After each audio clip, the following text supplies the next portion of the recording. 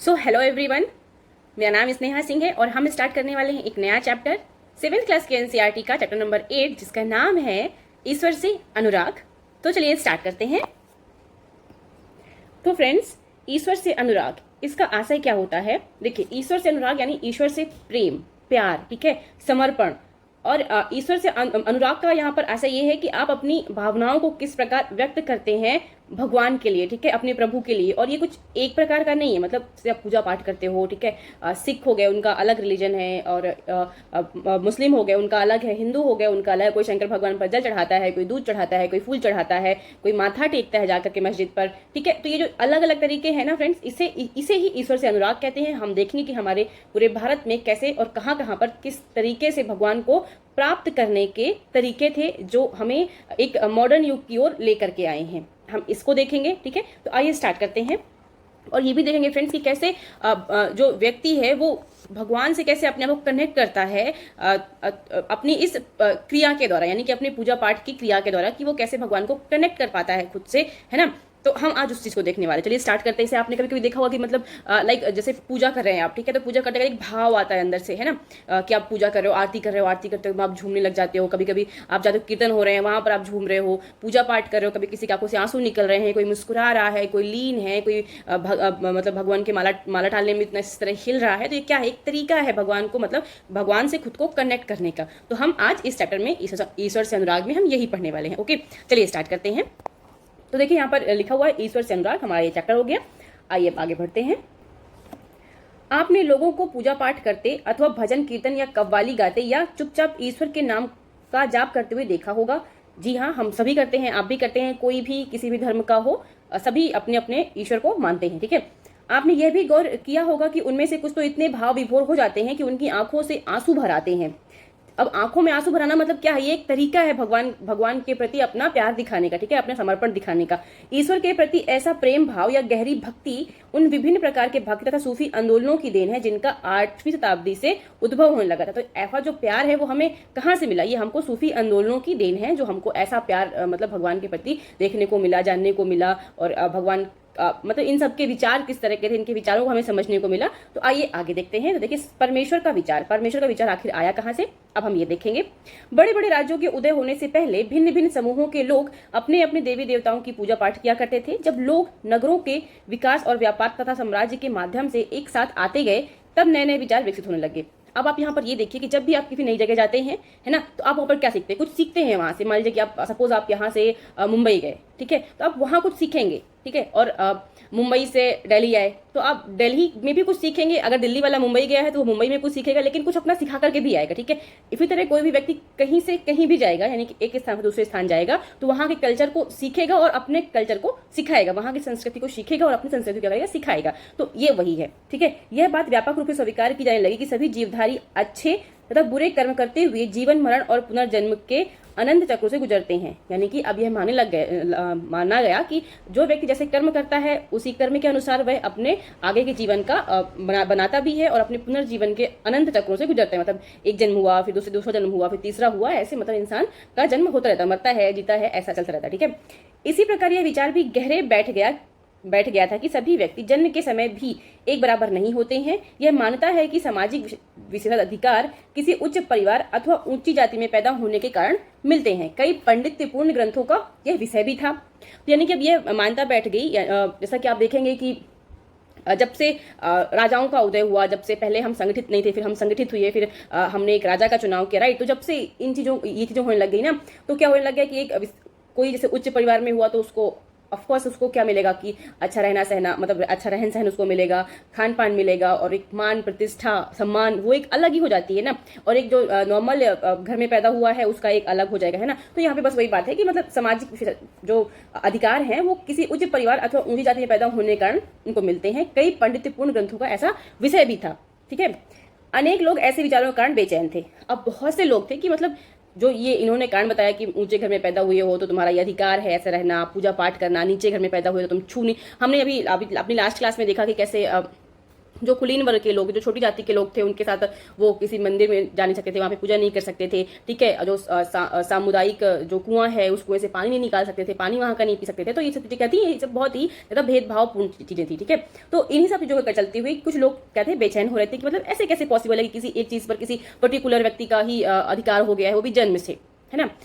तो इसीलिए वे बुद्ध तथा जैनों के उपदेशों की ओर उन्मुख हुए। अब बुद्ध में और जैन धर्म में क्या है कि वह जाति पाति का भेदभाव नहीं करता है, ठीक है। तो इसी कारण बहुत सारे लोग जो थे वो बुद्ध धर्म को फॉलो करने लग गए, जैन धर्म को फॉलो करने लग गए, जिनके अनुसार व्यक्तिगत प्रयासों से सामाजिक अंतरों को दूर किया जा सकता है और पुनर्जन्म के चक्र से छुटकारा पाया जा सकता है, ठीक है। यानी कि इनका ऐसा कहना था कि ऐसा कुछ भी नहीं है, आप अगर प्रयास करते हो, कोशिश करते हो, ठीक है, तो आप इन सारे अंतरों को हटा सकते हो और जो ये पुनर्जन्म के चक्र से आपको छुटकारा भी मिल सकता है, यानी कि आपको मोक्ष की प्राप्ति भी हो सकती है। कुछ अन्य लोग परमेश्वर संबंधी इस विचार से आकर्षित हुए कि यदि मनुष्य भक्ति भाव से परमेश्वर की शरण में जाए तो परमेश्वर व्यक्ति को इस बंधन से मुक्त कर सकता है।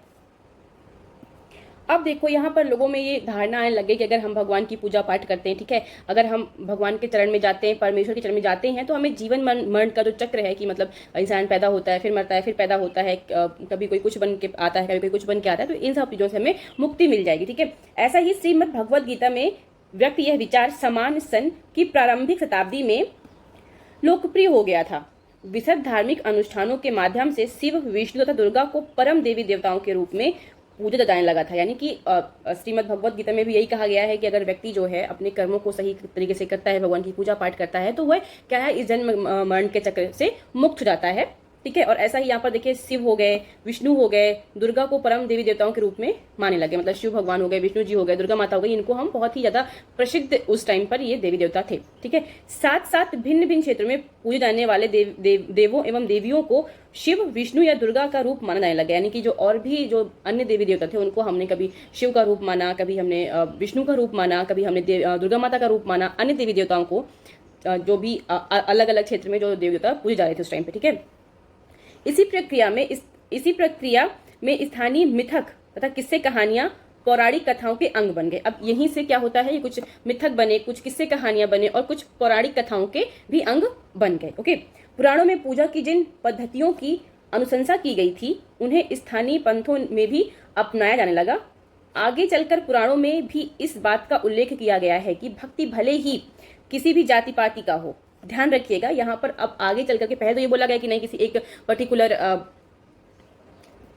वर्ग में जन्म लेने वाले का ही अधिकार होगा, यानी कि राजा का बेटा है, ठाकुर है, ब्राह्मण है, ऐसा करके बोला गया कि मतलब वही व्यक्ति ही पूजा पाठ कर सकता है, वही रामायण पढ़ सकता है, वही मंदिर में पूजा कर सकता है, वही भगवान के प्रति अपना आस्था रख सकता है। लेकिन कुछ टाइम बाद पुराणों में भी यह बात को स्वीकार किया गया है कि भक्त जो है वो किसी भी जाति पाति का हो, वह सच्ची भक्ति से ईश्वर की कृपा प्राप्त कर सकता है। बस वो सच्ची भक्ति से अपने मन से भगवान की पूजा पाठ करे, वो किसी भी जाति का हो, किसी भी धर्म का हो, वो भगवान को उतना ही प्यारा जितना कि अन्य, ठीक है। भक्ति की विचारधारा इतनी अधिक लोकप्रिय हो गई कि बौद्धों और जैन मतावलंबियों ने भी इन विश्वासों को अपना लिया था। यानी कि भक्ति इतनी ज्यादा लोकप्रिय हो गई जब लोगों ने अपने आसपास देखा कि लोग किस तरीके से पूजा पाठ कर रहे हैं, ठीक है। तो जो बौद्ध और यहाँ पर जैन मतावलंबियों ने भी इन विश्वासों को अपना लिया और वो भी इनको मानने लग गए, ठीक है।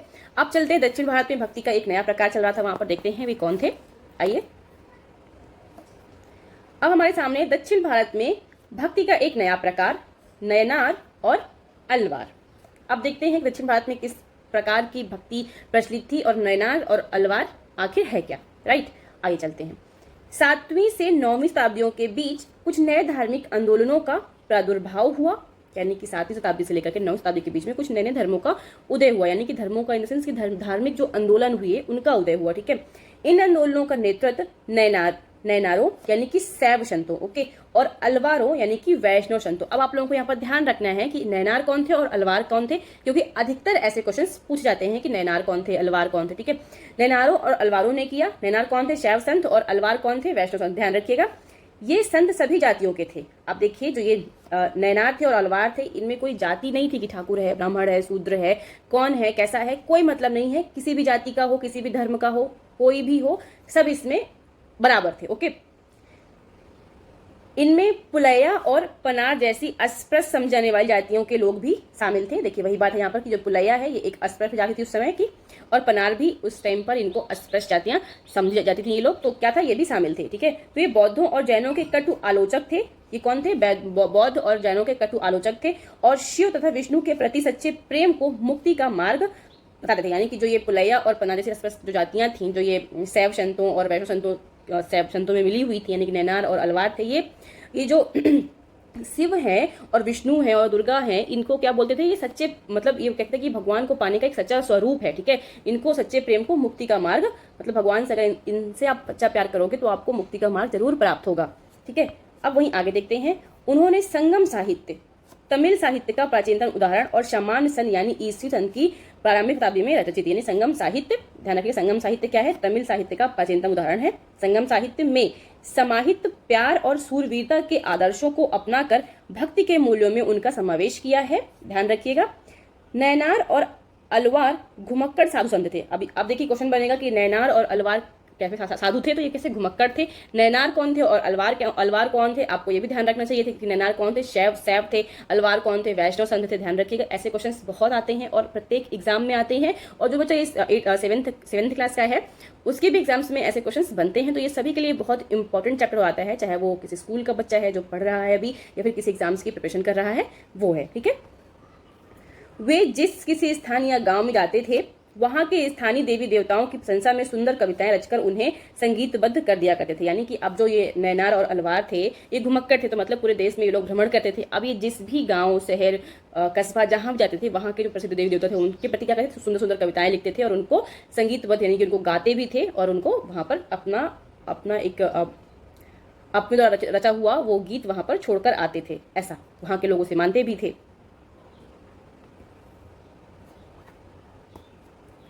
अब देखिए, आइए अब देखते हैं नैनार और अलवार, ये लोग कौन, मतलब कितने लोग इनके समुदाय में शामिल थे।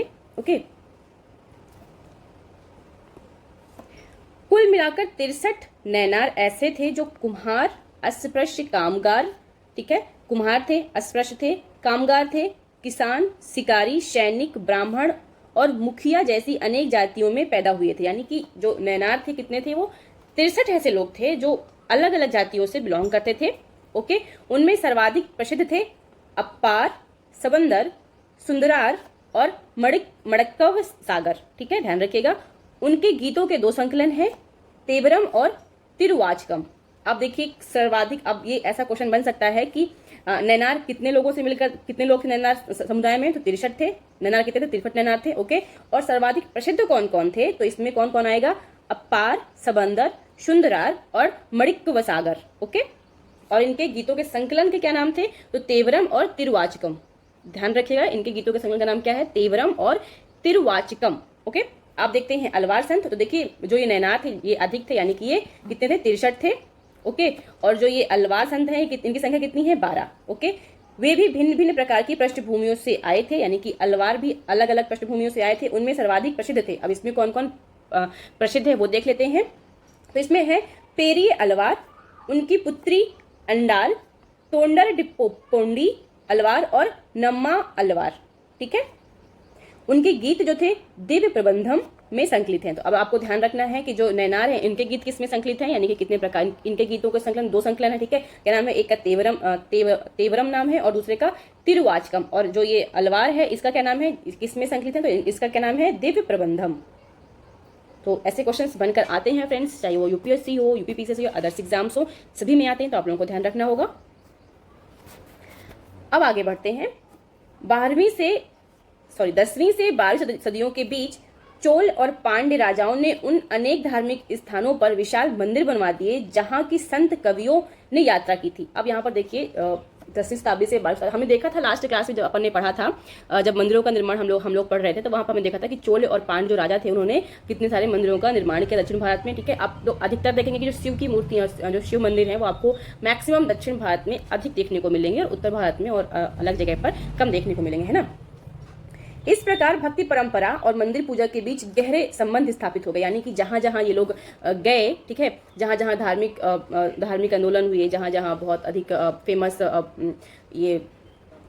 जहां पर अधिक फेमस संत कवियों ने यात्राएं कर दी, तो वहां पर क्या हुआ कि वहां पर मंदिरों के निर्माण कर दिए गए। ठीक है, और अधिकतर किसने करवाया? तो चोले राजाओं ने और पांड्य राजाओं ने निर्माण करवाया। इस प्रकार भक्ति परंपरा और मंदिर पूजा के बीच गहरे संबंध स्थापित हो गए। अब भक्ति परंपरा भी हो गई, मंदिर भी हो गए, ठीक है, और इनसे क्या मिल रहा है कि जो प्रशासन है उसको भी अच्छा खासा फायदा हो रहा है, ठीक है।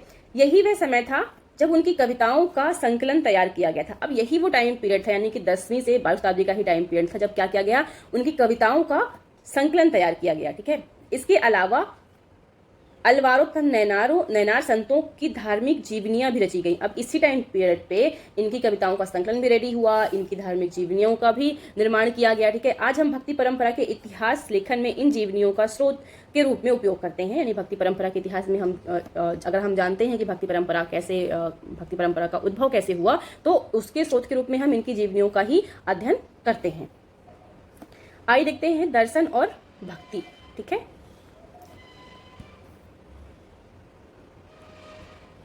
भारत के सर्वाधिक प्रभावशाली दार्शनिकों में से एक शंकर का जन्म 8वीं शताब्दी में केरल प्रदेश में हुआ था। तो जो शंकराचार्य थे उनका जन्म कहाँ हुआ था, तो केरल में हुआ था, ओके। वे अद्वैतवाद के समर्थक थे। देखिए फ्रेंड्स, ये याद रखिएगा, जो शंकर थे, ठीक है, वो शंकर किसके समर्थक थे, तो अद्वैतवाद के समर्थक थे, ओके। और इनका जन्म कहाँ हुआ, तो इनका जन्म केरल में हुआ था, जिसके अनुसार जीवात्मा और परमात्मा जो परम सत्य है दोनों एक ही हैं, ठीक है। जीवात्मा और परमात्मा दोनों एक ही हैं। उन्होंने यह शिक्षा दी कि ब्रह्मा जो एकमात्र या परम सत्य है वह निर्गुण और निराकार है। शंकर ने हमारे चारों ओर के संसार को मिथ्या या माया माना, ठीक है। जो हमारे चारों ओर का जो संसार है उसे मिथ्या या माया माना है, कि मतलब हमें ये भ्रम है कि ये हमारा है, ठीक है। उन्होंने क्या बोला कि जो चारों ओर हमारे चारों ओर चीजें चल रही हैं वो क्या है, एक माया है, एक मिथ्या है, ये सत्य नहीं है। सत्य सिर्फ एक है, वो है ईश्वर, ठीक है, वो है परमात्मा। और संसार का परित्याग करने अर्थात संन्यास लेने और ब्रह्मा की सही प्रकृति को समझने और मोक्ष प्राप्त करने के लिए ज्ञान के मार्ग को अपनाने का उपदेश दिया। इन्होंने क्या बोला कि आप संन्यास लो और मोक्ष को प्राप्त करने के लिए ब्रह्मा के समीप जाने का इन्होंने अपना उपदेश दिया। अब ये बात तो हो गई शंकर की, ठीक है। अब हम देखते हैं कि 11वीं शताब्दी में कौन है, तमिलनाडु में रामानुज को देखते हैं। किसको देखते हैं, रामानुज को। इन्होंने क्या कहा, रामानुज 11वीं शताब्दी में तमिलनाडु में पैदा हुए थे। तो रामानुज कहाँ पैदा हुए थे, तमिलनाडु में। शंकर कहाँ पैदा हुए थे, तो केरला में, ध्यान रखिएगा। वे विष्णु भक्त अलवार संतों से बहुत प्रभावित थे। वो किससे प्रभावित थे, तो विष्णु भक्त के अलवार संतों से वो बहुत प्रभावित हुए थे। उनके अनुसार मोक्ष प्राप्त करने का उपाय विष्णु के प्रति अनन्य भक्ति भाव रखना है। यानी कि उनका कहना था कि अगर आपको मोक्ष की प्राप्ति करना है तो आप अपने आराध्य जो है विष्णु को बनाइए और विष्णु के प्रति बहुत ही ज्यादा श्रद्धा, अनन्य भाव रखिए, ठीक है। भगवान विष्णु की कृपा दृष्टि से भक्त उनके साथ एकाकार होने का परमानंद प्राप्त कर सकता है। यानी कि आप भगवान विष्णु जितने समीप जाएंगे, ठीक है, भगवान विष्णु की कृपा दृष्टि जब हम पर पड़ेगी तो जो भक्त है वो क्या होगा, एकाकार मतलब एकत्र होगा और भगवान के समीप और अधिक जाने लग जाएगा, ठीक है। और वह भगवान के प्रति जाने के जो सुख है उसको प्राप्त करेगा। रामानुज ने विशिष्टा द्वैत के सिद्धांत को प्रतिपादित किया था। तो अब देखिए फिर से एक क्वेश्चन बन, तो देखिए रामानुज ने किस सिद्धांत को माना है, तो विशिष्टा द्वैत सिद्धांत को माना है। इसके अनुसार जो आत्मा है वो परमात्मा से मिलने के बाद भी, जब आत्मा और परमात्मा का मिलन हो जाता है उसके बाद भी अपनी अलग सत्ता को बना करके रखती है, ठीक है। आइए देखते हैं, जिसके अनुसार आत्मा परमात्मा से जुड़ने के बाद भी अपनी अलग सत्ता बनाए रखती है, ठीक है। ये किसका मानना है,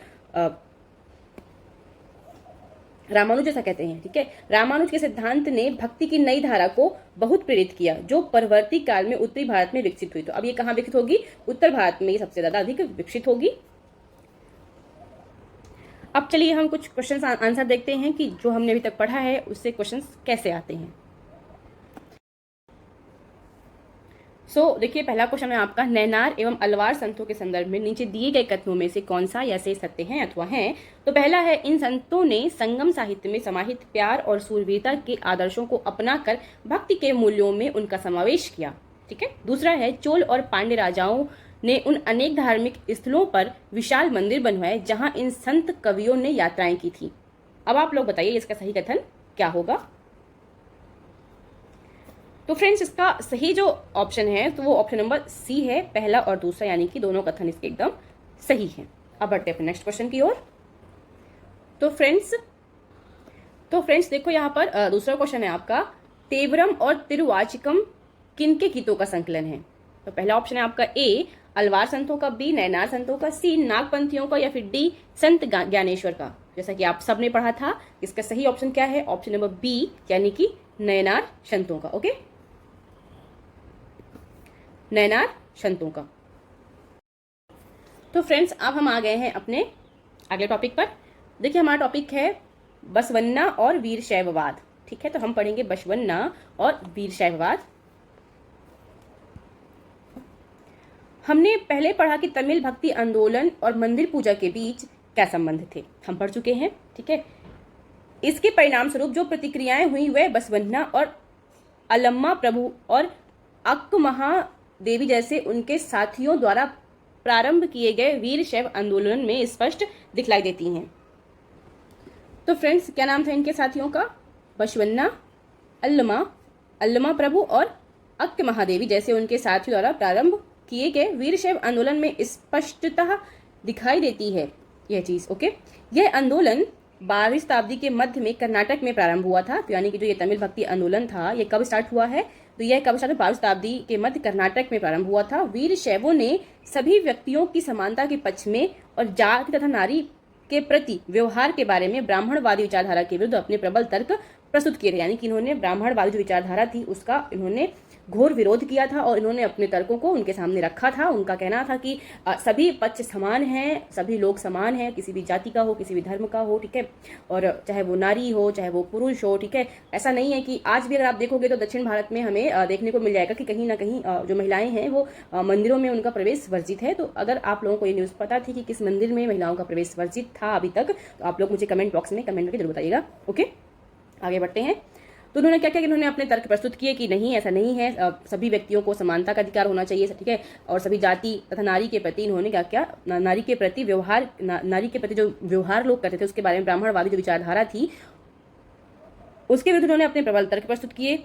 इसके अलावा वे सभी प्रकार के कर्मकांडों और मूर्ति पूजा के विरोधी भी थे। ठीक है, तो ये जो बसवन्ना या वीरशैववाद है, इसमें हम क्या देख रहे हैं कि ये क्या है? मूर्ति पूजा के विरोधी हैं। ठीक है, और इनका मजबूत जो पक्ष था वो क्या था? तो वीरशैवों ने सभी व्यक्तियों की समानता के पक्ष में बात की है। ठीक है, जाति के बारे में बात की है, नारी के प्रति व्यवहार के बारे में बात की है, जिसमें ब्राह्मणवादी जो विचारधारा है उसका इन्होंने विरोध किया है। ठीक है, याद रखिएगा। और फ्रेंड्स, ये नाम थोड़ा सा कठिन है तो कोई ऑप्शन नहीं है आपके पास, इसलिए आपको क्या करना है, इसको लर्न करना है। ओके, तो फ्रेंड्स, अब हम पढ़ेंगे महाराष्ट्र के संतों के बारे में। महाराष्ट्र में देखते हैं कैसे संत थे, कैसे वहां का पूजा पाठ था, वो उन लोगों ने क्या किया। ओके, 13वीं से 17वीं शताब्दी तक महाराष्ट्र में अनेकानेक संत कवि हुए, जिनके सरल मराठी भाषा में लिखे गए गीत आज भी जनमन को प्रेरित करते हैं। ठीक है, यानी कि जो 13वीं शताब्दी से लेकर के 17वीं शताब्दी तक में महाराष्ट्र में अनेक कवि हुए और जो उन्होंने आम भाषा में जो उन्होंने गीत लिखे थे वे आज भी लोगों को प्रेरित करते हैं। उन संतों में सबसे महत्वपूर्ण थे ज्ञानेश्वर, नामदेव, एकनाथ और तुकाराम तथा सखुबाई जैसी स्त्रियां तथा चोखा मेठा का परिवार जो अस्पृश्य समझी जाने वाली महार जाति का था। ठीक है, ध्यान रखिएगा। तो कौन? चोखा मेठा का जो परिवार था वो कैसी जाति थी? अस्पृश्य जाति थी, वो भी इस समुदाय में शामिल थी। ठीक है, भक्ति की ये क्षेत्रीय परंपरा पंढरपुर में विठल यानी कि विष्णु का एक रूप पर और जनमन के हृदय में विराजमान व्यक्तिगत देव यानी कि ईश्वर संबंधी विचारों पर केंद्रित था। तो फ्रेंड्स देखिए, इसमें क्या है कि ये इनके जो नाम है यानी कि जो महाराष्ट्र के संतों के नाम है ये हमको याद रखना होगा। तो इनका नाम क्या है? ज्ञानेश्वर, नामदेव, एकनाथ और तुकाराम। ठीक है, और महिला कौन थी? तो महिला का नाम है सखुबाई।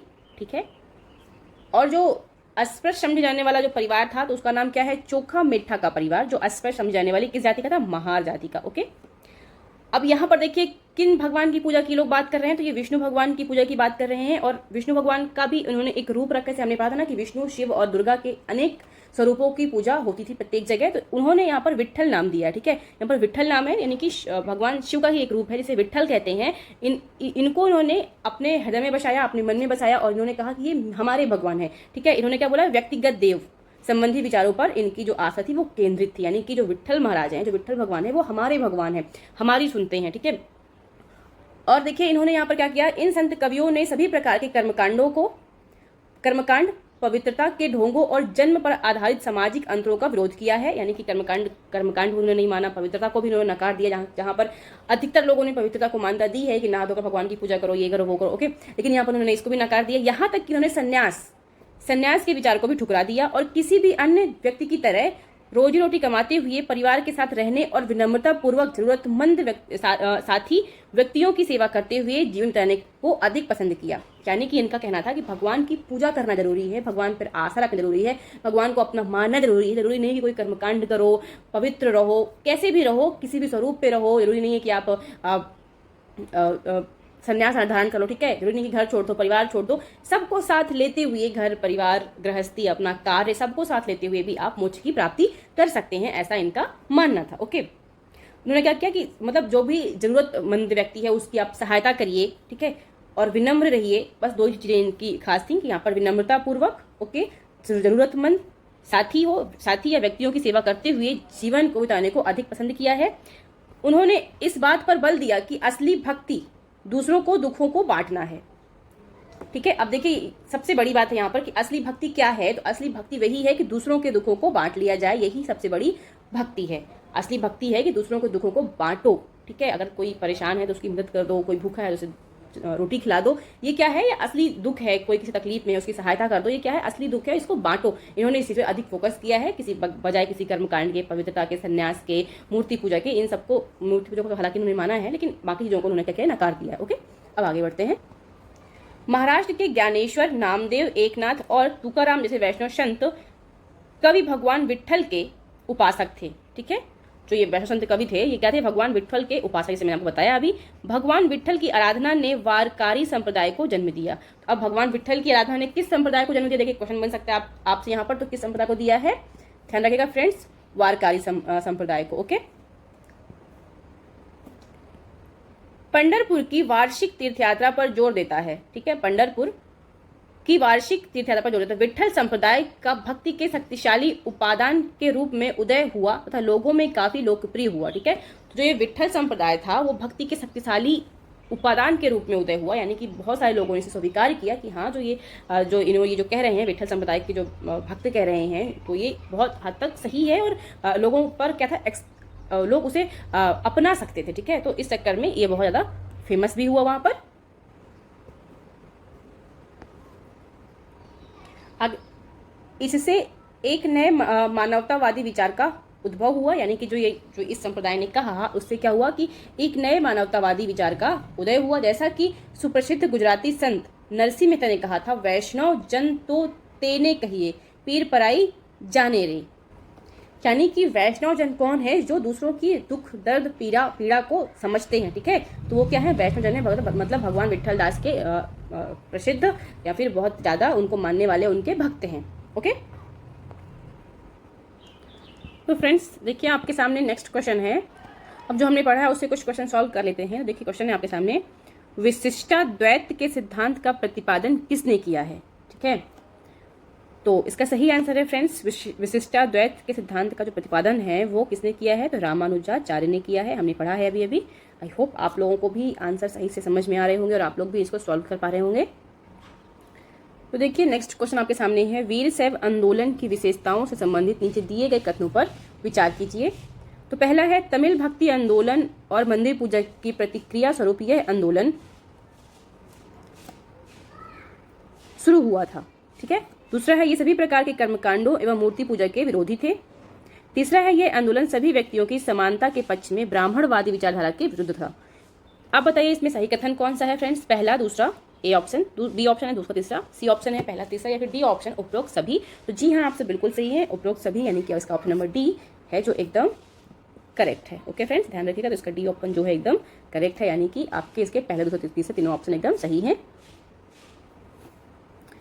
तो फ्रेंड्स इसके तीनों आंसर एकदम करेक्ट है।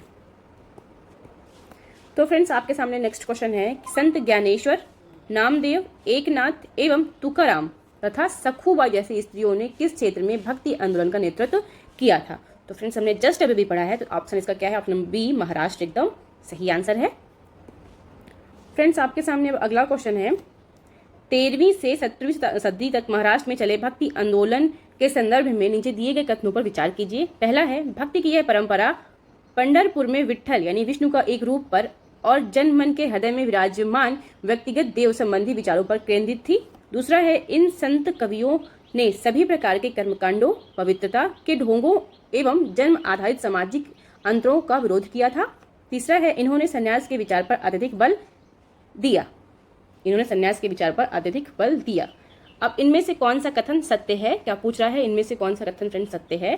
तो ऑप्शन ए है पहला और दूसरा, बी है दूसरा और तीसरा, सी है पहला और तीसरा, या फिर डी उपरोक्त सभी। तो फ्रेंड्स इसका आंसर आप लोग मुझे बताइए, इसका आंसर क्या होगा? तो फ्रेंड्स इसका सही आंसर हो जाएगा ऑप्शन नंबर ए, पहला और दूसरा। नेक्स्ट क्वेश्चन है हमारे सामने, गांधी जी का प्रिय भजन वैष्णव जन तो तेने कहिए पीर पराई जाने रे किस संत ने लिखा था? तो हमने पढ़ा था कि पीर पराई जाने रे किस संत ने लिखा था। इसका सही answer option number C, Narsinh Mehta. ध्यान रखिएगा। अब बढ़ते हैं अपने लेसन की ओर। तो अब हम पढ़ेंगे फ्रेंड्स नागपंथी, सिद्ध और योगी पुरुषों के बारे में, इनके क्या विचार थे। ठीक है फ्रेंड्स, अभी तक आप लोगों ने जितना भी पढ़ा और जितना भी आगे पढ़ेंगे, इसमें आप लोग एक चीज बहुत कॉमन देखेंगे कि यहाँ पर सभी लोग भगवान की उपासना की बात करते हैं, भले वो एक अलग अलग स्वरूप में क्यों ना करें। ठीक है, सभी प्रेम, दया, भाव, समर्पण, त्याग, आस्था की बात करते हैं। कोई भी समुदाय, कोई भी किसी भी तरीके की आस्था ये नहीं कहती है कि आप अहिंसा फैलाएं, अहिंसक बने। ठीक है, हर जगह आपको सिर्फ एक चीज देखने को मिलेगी कि प्यार बांटें, प्यार दें, प्यार लें, प्यार से रहें। ठीक है, किसी पर अत्याचार ना करें, है ना। वो कोई भी धर्म हो, हम अभी आगे बढ़ेंगे, आप हर जगह यही देखेंगे कि हर जगह सिर्फ और सिर्फ भगवान से कनेक्शन की बात की गई है, भगवान से खुद को कनेक्ट करने की बात की गई है, और वो भी कैसे? प्रेम से, ठीक है, समर्पण से, भक्ति से, त्याग से, ठीक है, एक मर्यादित होकर के, है ना। कहीं पर भी आपको ऐसा नहीं दिखेगा कि मतलब किसी दूसरे व्यक्ति की आस्था को ठेस पहुंचाकर, कहीं भी आप इस चीज को नहीं देखेंगे। चलिए आगे बढ़ते हैं। इस काल में अनेक ऐसे धार्मिक समूह उभरे जिन्होंने साधारण तर्क वितर्क का सहारा लेकर रूढ़िवादी धर्म के कर्मकांडों और अन्य बनावटी पहलुओं तथा समाज व्यवस्था की आलोचना की। अब देखिए इसमें क्या है कि अनेक ऐसे धार्मिक समूह उभरेंगे जिन्होंने ये क्या बोला कि तो जन समाज में तर्क वितर्क का उन्होंने सहारा लिया, आपस में बातचीत की। ठीक है, और जो रूढ़िवादियां थी उनको खत्म करने का कहीं ना कहीं प्रयास किया। ठीक है, जो धार्मिक कर्मकांड हो रहे थे, मतलब आप देखेंगे कि बलियां चढ़ना, मतलब बलि चढ़ाना किसी भी व्यक्ति की, किसी भी जानवर की। ठीक है, और जो भी अन्य तरीके के बनावटी जो पहलू थे, इनका क्या कि इन्होंने क्या किया? आलोचना की है। ठीक है, उनमें नागपंथी, सिद्धाचार और योगी जन उल्लेखनीय है। तो यह कार्य किसने किया सबसे ज्यादा? तो कौन है फ्रेंड्स? यहाँ पर देखिए, आप लोग देख सकते हैं, नागपंथी, सिद्धाचार और योगी जन बहुत ज्यादा उल्लेखनीय है। इन्होंने क्या कहा है? तो इन्होंने कहा है, उन्होंने संसार का परित्याग करने का समर्थन किया। इनका क्या मानना था कि इन्होंने कहा कि संसार का परित्याग कर दो।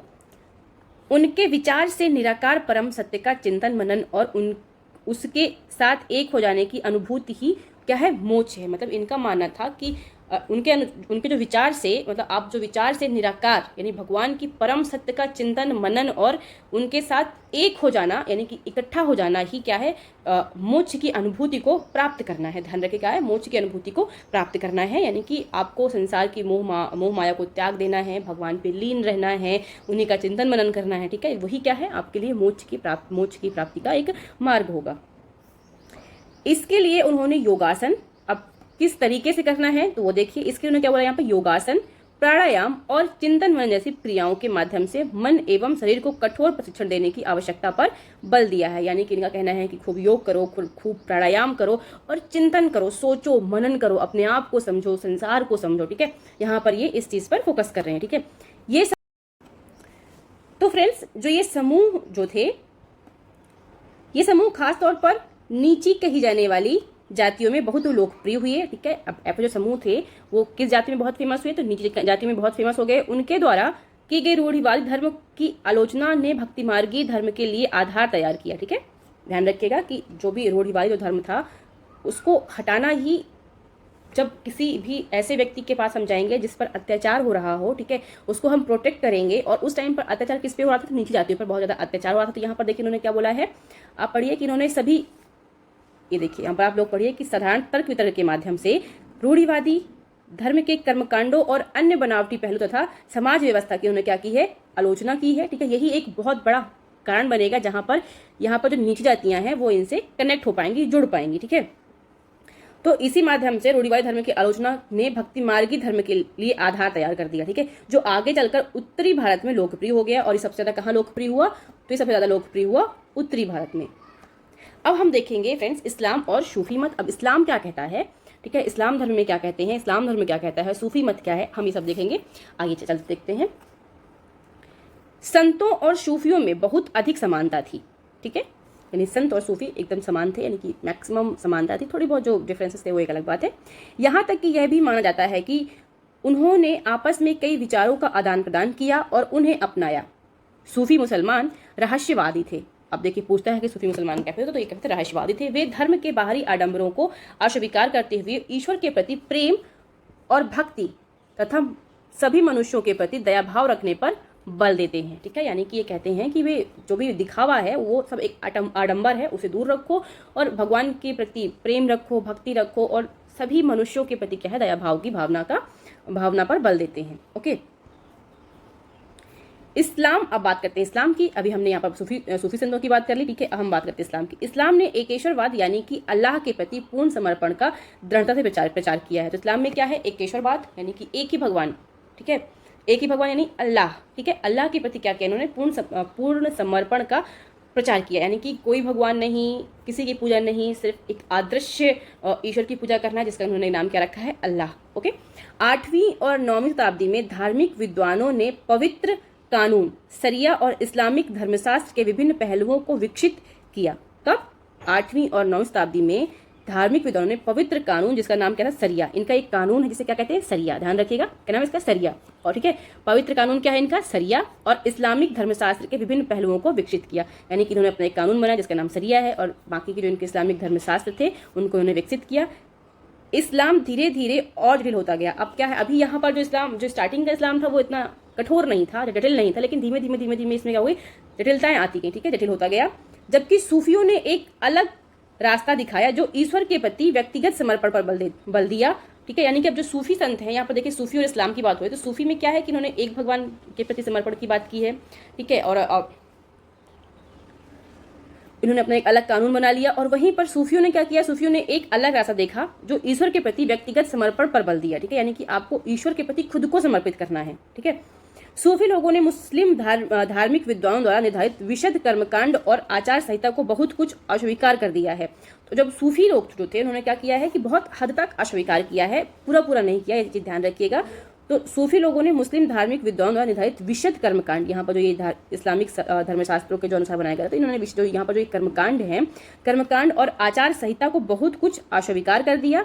वे ईश्वर के साथ ठीक उसी प्रकार जुड़े रहना चाहते थे जिस प्रकार एक प्रेमी दुनिया की परवाह किए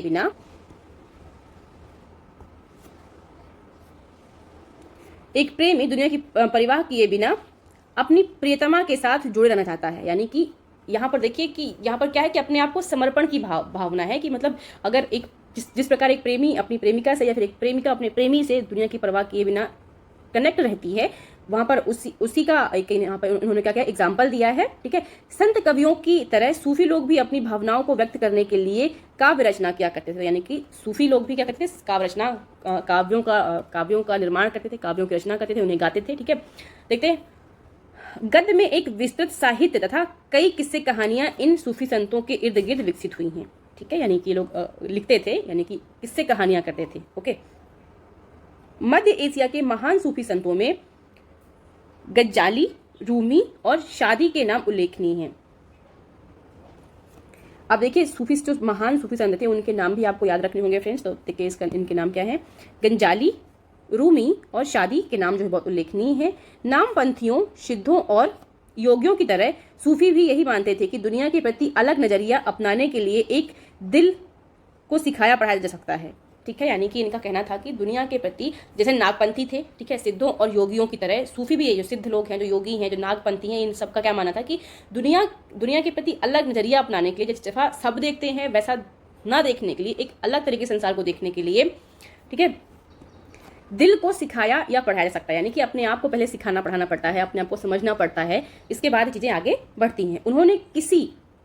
उन्होंने किसी औलिया या पीर की देखरेख में जिक्र, चिंतन, समा, रक्स, नीरचर्चा, सांस पर नियंत्रण आदि के जरिए प्रशिक्षण की विस्तृत रीतियों का विकास किया है। यानी कि दिल को सिखाया जा सकता है। यानी कि किस तरीके से, देखिए यहाँ पर उसका नाम है जिक्र, यानी कि नाम का जाप, ठीक है। चिंतन यानी कि चिंतन करना, समा यानी कि गाना गाना, रक्स यानी कि नृत्य करना, यानी कि नाम का जाप करना, चिंतन करना, गाना गाना, नाचना, ठीक है, और उनकी नीतियों पर चर्चा करना, सांस पर नियंत्रण करना, सांस को रोक कर रखना, छोड़कर, जैसे हम देखते हैं इस टाइम पर, जैसे प्राणायाम करते वक्त हम देखते हैं, ठीक है, उस तरीके से आदि के जरिए प्रशिक्षण की विस्तृत रीतियों का इन्होंने क्या किया, विकास किया। इस प्रकार आध्यात्मिक सूफी उस्तादों की पीढ़ियों सिलसिलाओं का प्रादुर्भाव हुआ। इनमें से हर एक सिलसिला निर्देशों व धार्मिक क्रियाओं का थोड़ा बहुत अलग तरीका अपनाती थी। यानी कि प्रत्येक क्रिया थी वो थोड़ी बहुत उनमें क्या था, डिफरेंसेस था। ओके, देखिए इन्हीं सारी बातों का यहाँ पर आपको चित्रण देखने को मिल जाएगा। ओके, कश्मीर में 15वीं एवं 16वीं सदियों में सूफीवाद के ऋषि पंथ का उदय हुआ। तो किस टाइम पर, 15वीं और 16वीं शताब्दी में, कहाँ पर, कश्मीर में सूफीवाद के ऋषि पंथ का, ध्यान रखिएगा, उदय हुआ। इस पंथ की स्थापना शेख नूरुद्दीन वली ने की थी। किसे की थी? शेख नूरुद्दीन वली ने की, जिन्हें नंद ऋषि के नाम से भी जानते हैं। ओके, इन्होंने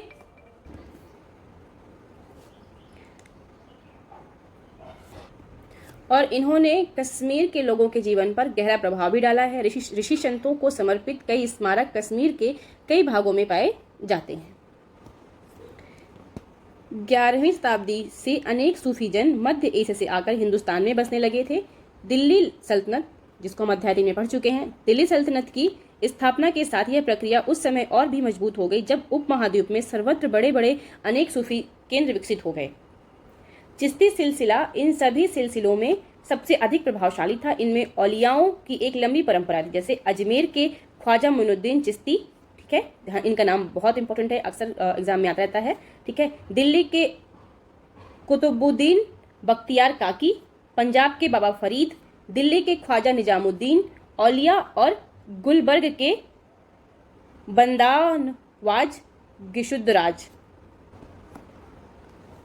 सूफी संत अपने खानकाहों में विशेष बैठकों का आयोजन करते थे, जहां सभी प्रकार के भक्तगण, जिनमें शाही घरानों के लोग तथा अभिजात और आम लोग भी शामिल होते थे, इन खानकाहों में आते थे। वे आध्यात्मिक विषयों पर चर्चा करते थे, अपनी दुनियादारी की समस्याओं को सुलझाने के लिए संतों से आशीर्वाद मांगते थे, अथवा संगीत तथा नृत्य के जलसों में ही शामिल होकर चले जाते थे, ठीक है। यानी कि आप लोगों ने देखा होगा कि अधिकतर हम जब मध्यकालीन इतिहास पढ़ते हैं अपना, तो उस टाइम में जो राजा थे, उस टाइम के जो भी राजा थे, जो भी शासक वर्ग थे, सबके अपने अपने अलग संत थे, उनसे वो परामर्श ले लेते थे, अपनी समस्याओं का समाधान के लिए जाते थे, ठीक है। और वहाँ पर जो भगवान के भजन कीर्तन गाने नृत्य आदि हो रहे हैं उनमें शामिल भी होते थे, वहाँ के जलसों को एंजॉय भी करते थे, ठीक है। तो ऐसा सब कुछ होता था। देखिए यहाँ पर एक दृश्य है उसका। अक्सर लोग ये समझते थे कि सूफी औलियाओं के पास चमत्कारिक शक्तियाँ होती हैं। यानी कि अक्सर लोगों का ऐसा, आज भी आप लोग देखिए, हम लोग पंडितों के पास क्यों जाते हैं, पादरियों के पास क्यों जाते हैं, ठीक है, मौलवियों के पास क्यों जाते हैं, क्योंकि हमको ऐसा क्या लगता है कि मतलब उनको पता है कि क्या हो सकता है आगे, क्या पॉसिबिलिटीज़ हैं, इन सब चीज़ों के चक्कर में हम उनके पास जाते हैं आज भी। तो ऐसा ही उस टाइम पर भी था, जिनसे आम लोगों की बीमारियां और तकलीफ़ों से छुटकारा मिलता था, ठीक है। यानी कि जब लोग जाते थे तो वो कुछ बताते थे, या फिर लोगों का मानना था कि इनके पास चमत्कारी शक्तियाँ होती हैं, जिससे आम लोग जो बीमार हैं, जो उनकी तकलीफ़ें हैं, उनको क्या होगी, मुक्ति मिल जाएगी, मतलब खत्म हो जाएंगी, छूट जाएंगी, ठीक है। सूफी संत भी दरगाह एक तीर्थ स्थल बन जाता था। मतलब सूफी संत की जो दरगाह थी वो क्या हो गया, एक तीर्थ स्थल बन जाता था, जहाँ सभी इमाम धर्म के लोग हजारों की संख्या में इकट्ठे होते थे। यानी कि सभी धर्मों के लोग वहाँ पर आते थे, उनसे अपने राय मशवरा करते थे और उनसे अपनी अपनी समस्याओं का हल भी पूछते थे, और वो हल उनका बताते भी थे। और देखिए ये वही दरगाह है जहाँ पर सभी प्रकार के भक्त आपको दिख रहे हैं, और ये सूफी संत हैं। ओके, तो फ्रेंड्स देखिए यहाँ पर मालिक की खोज में, मालिक यानी कि प्रभु की खोज में, भगवान की खोज में, ईश्वर की खोज में। ओके, आइए देखते हैं।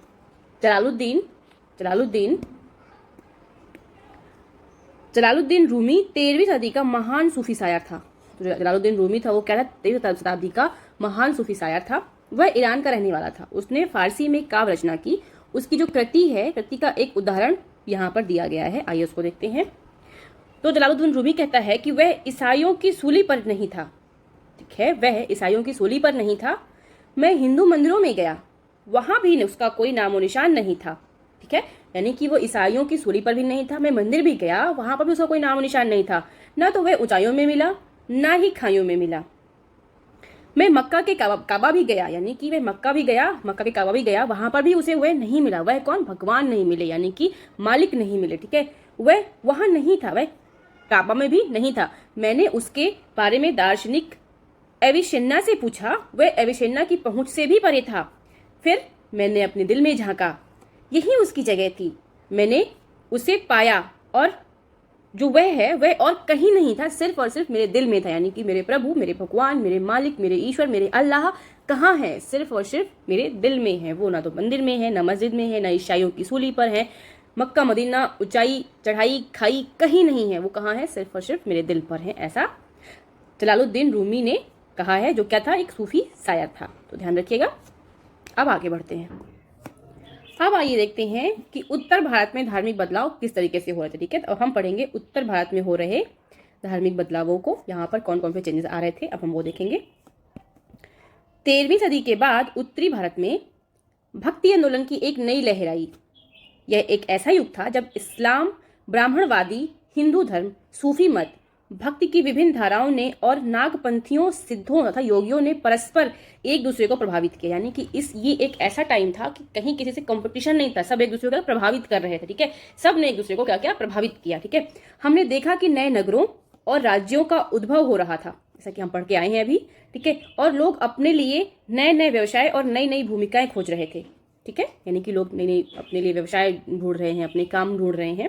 ठीक है, ऐसे लोग विशेष रूप से शिल्पी थे। ठीक है, शिल्पी थे, कृषक थे, व्यापारी, मजदूर, ये सब थे। ठीक है, इन नए संतों के विचारों को सुनने के लिए इकट्ठे हो जाते थे। यानी कि जो ये लोग थे, ठीक है, कौन? शिल्पी, कृषक, व्यापारी, मजदूर, जो ये नए संत हो रहे थे, इनके विचारों को सुनने के लिए ये लोग हमेशा इकट्ठे होते थे। फिर वे उनका प्रचार करते थे। अब जब इकट्ठे हुए, अब सुनकर गए, तो फिर क्या करेंगे? इसका प्रचार भी कर रहे हैं, तो फिर ये क्या करते थे? इसका प्रचार भी करते थे। ठीक है, उनमें से कबीर और बाबा गुरु नानक, कौन? ध्यान रखिएगा, कबीर और बाबा गुरु नानक जैसे कुछ संतों ने सभी आडंबरपूर्ण रूढ़िवादी धर्मों को अस्वीकार कर दिया। तुलसीदास और सूरदास जैसे कुछ अन्य संतों ने उस समय विद्यमान विश्वासों तथा पद्धतियों को स्वीकार करते हुए उन्हें सबकी पहुंच में लाने का प्रयत्न किया। अब देखिए, यहाँ पर दो तरह के लोग बट रहे हैं आपस में। ठीक है, पहले है कबीर, ठीक है, और दूसरे हैं गुरु नानक।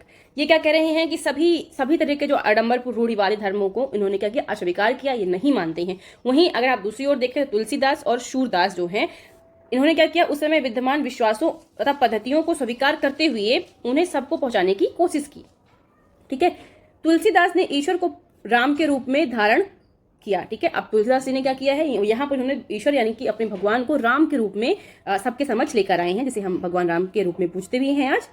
अवधी यानी कि पूर्वी उत्तर प्रदेश की बोली है जो अवधी में, ठीक है, अवधी में लिखी गई तुलसीदास की रचना रामचरितमानस उनके भक्ति भाव की अभिव्यक्ति और साहित्यिक कृति दोनों ही दृष्टियों से महत्वपूर्ण है। तो अब देखिए फ्रेंड्स, आपके लिए यहाँ पर इंपॉर्टेंट क्वेश्चन क्या बनकर आएगा कि जो रामचरितमानस है वो किस लैंग्वेज में लिखी गई है? तो अवधी में। ठीक है, और दूसरा क्या है कि रामचरितमानस को किसने लिखा है? तो तुलसीदास जी ने लिखा है। किस लैंग्वेज में लिखा है? तो अवधी में लिखा है। ठीक है, और अवधी कहाँ की लैंग्वेज है? तो पूर्वी उत्तर प्रदेश की बोली है। ओके, आगे बढ़ते हैं। अब देखते हैं सूरदास जी के बारे में। सूरदास श्री कृष्ण के अनन्य भक्त थे। ठीक है, सूरदास किसके भक्त थे? यहाँ पर देखिए, हमने देखा कि तुलसीदास जी राम जी के भक्त थे, सूरदास कृष्ण के भक्त हैं। ठीक है, उनकी रचना है सूरसागर, यानी कि सूरदास की जो रचना है उसका क्या नाम है? सूरसागर। ध्यान रखिएगा, सूरदास कृष्ण का नाम सूरसागर। आपको यहाँ पर देखिए, इस पिक्चर में दिख रहा होगा प्रभु से अनुराग लोगों का कितना खतरनाक है। कोई देखिए यहाँ पर कोई ढोलक बजा रहा है, कोई डांस कर रहा है, कोई मजीरा बजा रहा है। ठीक है, सब मग्न है भगवान की भक्ति में। तो फ्रेंड्स, हमने क्या देखा कि सूरदास जी की जो रचना है उसका क्या नाम है? सूरसागर। ओके, सूरसागर और सूरशारावली। तो जो सूरदास जी की जो रचना है सूरसागर और सूरशारावली को किसमें इन्होंने संग्रहित किया है? ध्यान रखिएगा, साहित्य लहरी में इन्होंने क्या किया? साहित्य लहरी में इन्होंने संग्रहित किया है। ठीक है, एवं उनके भक्ति भाव को अभिव्यक्त करती है। ठीक है, साहित्य लहरी में जो संग्रहित किया है, तो जो उनके सूरदास जी के जो भक्ति भाव है उसको क्या करती है? अभिव्यक्त करती है। यहीं पर असम के शंकरदेव जो 15वीं शताब्दी के थे, ठीक है, जो इन्हीं के समकालीन थे,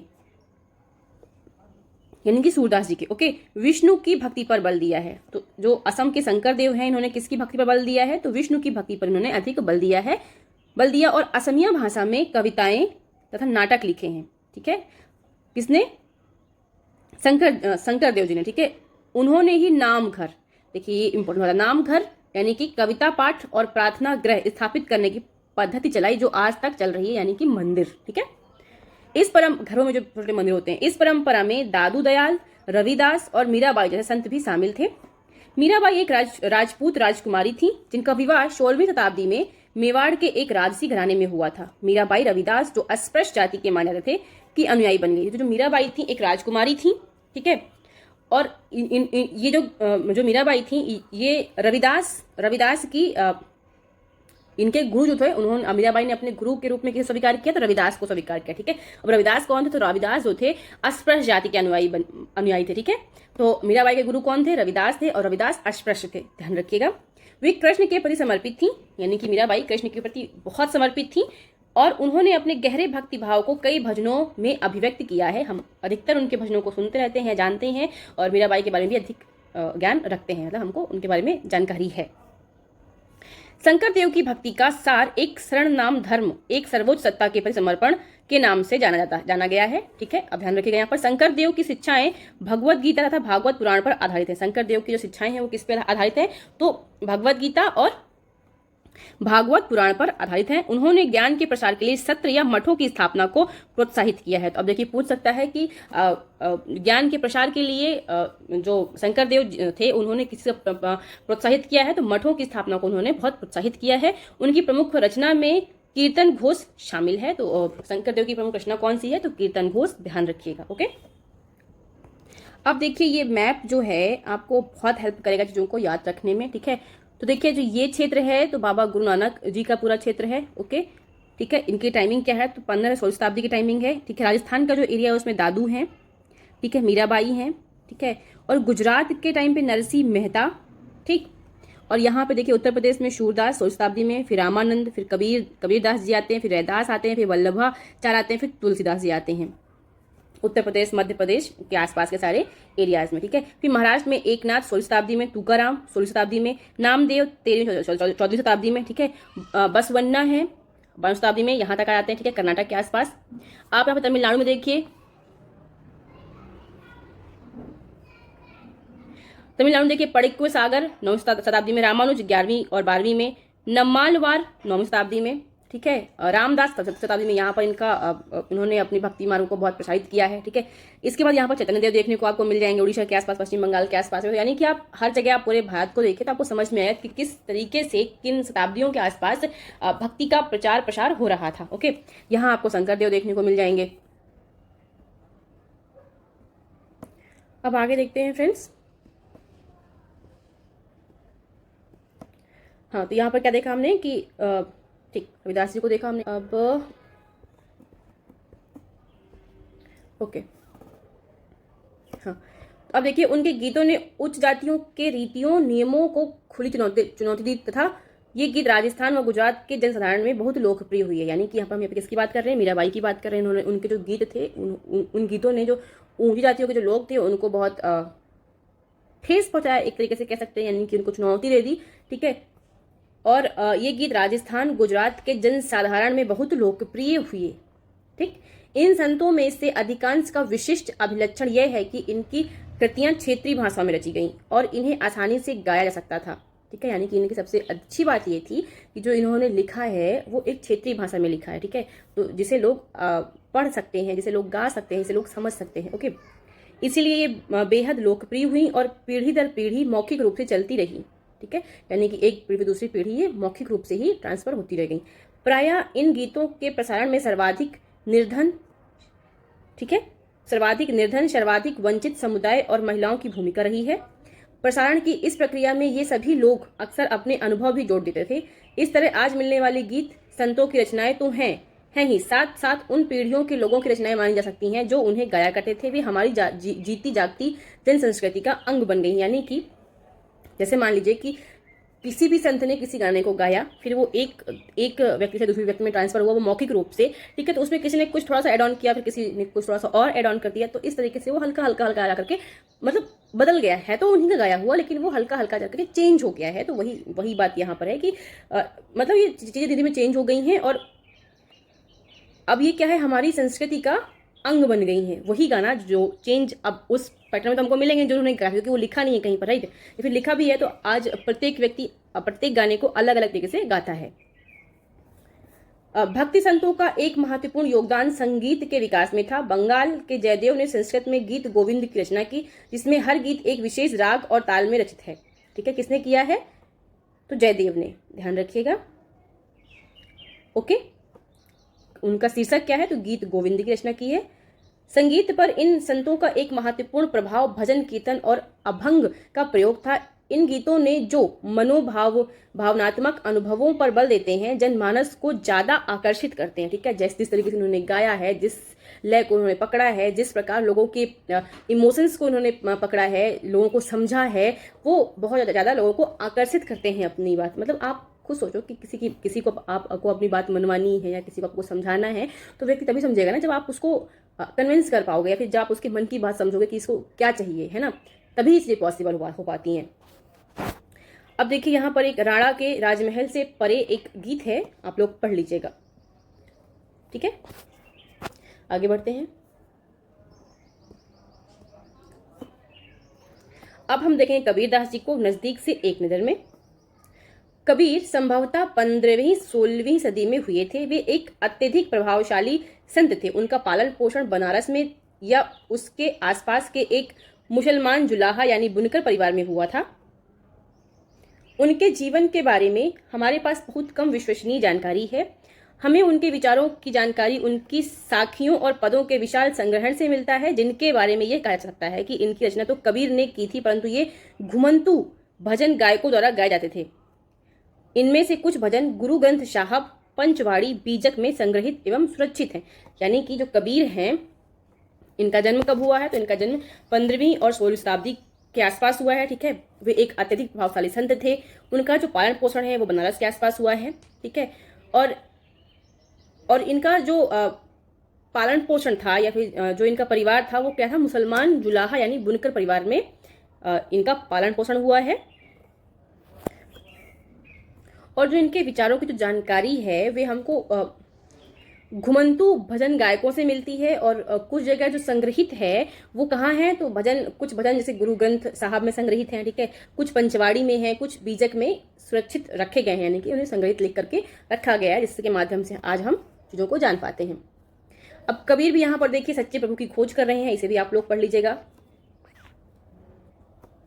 कबीर के उपदेश प्रमुख धार्मिक परंपराओं की पूर्ण एवं प्रचंड अस्वीकृति पर आधारित थे। उनके उपदेशों में ब्राह्मणवादी हिंदू धर्म और इस्लाम दोनों ही बाह आडंबर पूर्ण पूजा के सभी रूपों का मजाक उड़ाया गया है। यानी कि ये किसी भी तरीके के बाह आडंबर को नहीं मानते थे। ठीक है, इन्होंने हिंदू धर्म और मुसलमान दोनों के जो बाह आडंबर होते हैं इनका मजाक उड़ाया है अपनी रचना के थ्रू। ठीक है, अपनी काव्य के थ्रू। ठीक है, उनके काव्य की भाषा बोलचाल की हिंदी थी, जो आम आदमी द्वारा आसानी से समझ सकती थी। उन्होंने कभी कभी रहस्यमयी भाषा का भी प्रयोग किया, जिसे समझना कठिन होता था। ठीक है, इनकी जो नॉर्मल लैंग्वेज थी वो कहती हिंदी थी, लेकिन कभी कभी इन्होंने रहस्यमयी लैंग्वेज का उपयोग कर दिया, जिसको समझना थोड़ा कठिन हो गया है। कबीर निराकार परमेश्वर में विश्वास रखते थे। उन्होंने यह उपदेश दिया कि भक्ति के माध्यम से ही मोक्ष यानी मुक्ति प्राप्त हो सकती है। हिंदू तथा मुसलमान दोनों लोग उसके अनुयायी हो सकते हैं। यानी कि अब आप देखिए कि कबीर का मानना है कि निराकार परमेश्वर में विश्वास रखते थे, यानी कि एक परमेश्वर जो निराकार है। ठीक है, और इनका मानना था कि भक्ति के माध्यम से ही मोक्ष की प्राप्ति हो सकती है, चाहे वो हिंदू हो या फिर मुसलमान, दोनों ही उसके क्या हो सकते हैं? अनुयायी हो सकते हैं। अब हम देखेंगे बाबा गुरु नानक को। ठीक है, आइए अब इनके बारे में जानते हैं। कबीर की अपेक्षा बाबा गुरु नानक, जिनका टाइम पीरियड है 1469 से 1539 तक, ठीक है, यानी 1469 से 1539 तक, गुरु नानक के बारे में हम कहीं अधिक जानते हैं। यानी कि हम कबीर की अपेक्षा गुरु नानक के बारे में अधिक जानते हैं। तलवंडी पाकिस्तान में ननकाना साहब, ठीक है, तलवंडी जो अब के पाकिस्तान में ननकाना साहब के नाम से प्रसिद्ध है, में उनका जन्म लेने वाले बाबा गुरु नानक के तरकारपुर यानी कि रावी नदी के तट पर डेरा बाबा नानक में एक केंद्र स्थापित करने से पहले कई यात्राएं की। ध्यान रखिएगा। तो यानी कि बाबा जो गुरु नानक साहब हैं, इनका जो जन्म है वो कहाँ हुआ है? तलवंडी में हुआ है, जो कि अब पाकिस्तान में है, ननकाना साहब के नाम से प्रसिद्ध है। ठीक है, इन्होंने तरकारपुर में एक केंद्र स्थापित किया। ठीक है, स्थापित करने से पहले कई यात्राएं कर ली थी। ठीक है, उन्होंने अपने अनुयायियों के लिए तरकारपुर में एक नियमित उपासना पद्धति अपनाई। ठीक है, गुरु नानक साहब ने तरकारपुर में एक अपने जो उनके जो अनुयायी थे उनके लिए उन्होंने क्या किया कि एक नियमित उपासना पद्धति को अपनाया। ठीक है, जिसके अंतर्गत उन्हीं के शब्दों यानी कि भजनों को गाया जाता था, यानी कि जो उन्होंने लिखा है, जो उनके भजन है, उनको ही वो लोग गाते थे। उनके अनुयायी अपने अपने पहले धर्म या जाति अथवा लिंग भेद को नजरअंदाज करके एक सांझी रसोई में इकट्ठा खाते पीते थे। यानी कि ये क्या करते थे कि किसी भी व्यक्ति का, कोई भी व्यक्ति हो, किसी भी जाति का हो, किसी भी धर्म का हो, किसी भी लिंग का हो, उन सबको किनारे कर करके ये एक साथ खाना खाते पीते थे एक ही रसोई में। तो इसका नाम क्या पड़ा? इसे लंगर कहा जाता था, जो आज भी फेमस है लंगर। ठीक है, बाबा गुरु नानक ने उपासना और धार्मिक कार्यों के लिए जो जगह नियुक्त की थी उसे धर्मशाल कहा गया। ठीक है, इन्होंने जो उपासना और धार्मिक कार्यों के लिए जिस जगह का निर्माण किया उसे धर्मशाल कहा गया। ठीक है, जिस रसोई का उन्होंने उपयोग किया उसे लंगर कहा गया। ध्यान रखिएगा, आज इसे धर्मशाला क्या बोलते हैं? गुरुद्वारा कहते हैं। ओके, 1539 में अपनी मृत्यु के पूर्व बाबा गुरु नानक ने एक अनुयायी को अपना उत्तराधिकारी चुना। इनका नाम लहड़ा यानी कि लक्ष्मण था, लेकिन ये गुरु अंगद के नाम से जाने गए। ठीक है, इनका नाम क्या था? लहड़ा था, लेकिन लहड़ा या फिर लक्ष्मण भी आप कह सकते हैं, लेकिन लहड़ा था, लेकिन ये गुरु अंगद के नाम से प्रसिद्ध हुए। गुरु अंगद नाम का महत्व यह था कि गुरु अंगद बाबा गुरु नानक के ही अंग माने गए। यानी गुरु अंगद जो थे वो गुरु जो अंगद थे वो बाबा गुरु के गुरु अंगद के बाबा गुरु अंग माने गए। ओके, तो बाबा गुरु के जब मतलब गुरु नानक के जब ये अंग माने गए तो इसके बाद अब ये अधिक फेमस हो गए हैं। ठीक है, तो गुरु अंगद ने बाबा गुरु नानक की रचनाओं का संग्रह किया। यहाँ पर देखिए आपको अंगद ने क्या किया है कि गुरु नानक की रचनाओं का संग्रह किया, उस संग्रह में अपनी कृतियों को भी जोड़ा। अब उसी संग्रह में उन्होंने क्या किया कि जिन्होंने खुद भी जो कृतियां लिखी उनको भी जोड़ दिया। संग्रह एक नई लिपि गुरुमुखी में लिखा गया था, तो जिस लिपि में लिखा गया उस लिपि को क्या कहते हैं? तो उसे गुरुमुखी कहते हैं। ध्यान रखिएगा, गुरु अंगद के 3 उत्तराधिकारियों ने भी अपनी रचनाएं नानक के नाम से लिखी। अब गुरु अंगद देखिए, पहले गुरु नानक हुए, फिर गुरु अंगद हुए, अब इनके भी जो 3 उत्तराधिकारी होंगे ना, ये भी जो रचनाएं करेंगे तो वो गुरु नानक के नाम से ही जानी जाएंगी, उसी नाम से ये करते हैं। इन सभी का संग्रह यहाँ पर अर्जुन होगा, गुरु अर्जुन ने 1604 में किया। इस संग्रह में शेख फरीद, संत कबीर, भगत नामदेव और गुरु तेग बहादुर जैसे सूफियों, संतों और गुरुओं की वाणी जोड़ी गई। तो ध्यान रखें किससे किसको जोड़ा गया है? तो शेख फरीद जुड़े, संत कबीर जुड़े, नामदेव जुड़े, तेग बहादुर जैसे सूफियों, संतों और गुरुओं की वाणी को जोड़ा गया है। 1706 में इस बृहद संग्रह को गुरु तेग बहादुर के पुत्र व उत्तराधिकारी गुरु गोविंद सिंह ने प्रमाणित किया। ठीक है, आज इस संग्रह का सिखों के पवित्र ग्रंथ गुरु ग्रंथ साहब के रूप में जाना जाता है। यानी कि अब इन सभी के द्वारा जो लिखा गया लिखी गई जो रचनाएं हैं उसे हम अब क्या कहते हैं? तो उसे हम कहते हैं गुरु ग्रंथ साहब के नाम से हम जानते हैं। ओके, 16वीं शताब्दी में बाबा गुरु नानक के उत्तराधिकारियों के नेतृत्व में उनके अनुयायियों की संख्या का विस्तार हुआ। ठीक है, इनके अनुयायी संख्या का विस्तार हुआ। ये अनुयायी कई जातियों के थे। ओके, ये अनुयायी मतलब अलग अलग जातियों के थे, परंतु इनमें व्यापारी, कृषक, शिल्पकार अधिक थे। इसकी वजह यह हो सकती है कि बाबा गुरु नानक इस बात पर बल दिया करते थे कि उनके अनुयायी गृहस्थ हों और उपयोगी व उत्पादक पेशों से जुड़े हों। अनुयायी से यह आशा भी की जाती थी कि वे एक समुदाय के सामान्य कोष में योगदान देंगे। ठीक है, मतलब अपने अनुयायी से वो ये आशा करते थे कि वे एक सामान्य कोष में योगदान देंगे, क्योंकि वे उस टाइम पर एक अच्छे खासे प्रशासन को संभालते भी थे। ठीक है, ये मत समझना कि सिर्फ वो भजन कीर्तन करते थे, नहीं, वो एक प्रशासन को संभालते थे, जो हम आगे पढ़ेंगे। 17वीं शताब्दी के प्रारंभ में केंद्रीय गुरुद्वारा हरमंदर साहब, जिसे हम स्वर्ण मंदिर के नाम से जानते हैं, हरमंदर साहब के आसपास रामदासपुर शहर विकसित होने लगा था। ठीक है, रामदासपुर शहर विकसित होने लगा है, जिसको हम क्या कहते हैं? अमृतसर के नाम से अब जानते हैं। ठीक है, प्रशासन में यह वस्तुतः स्वायत्त था। आधुनिक इतिहासकार इस युग के सिख समुदायों को राज्य के अंतर्गत राज्य मानते हैं।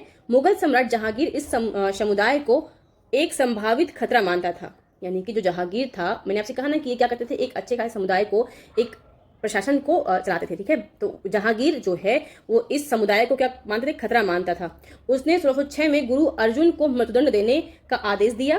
ठीक है, अब ध्यान रखिएगा कि मतलब गुरु अर्जुन को मृत्युदंड किसने दिया है? तो जहांगीर ने दिया है। कब दिया?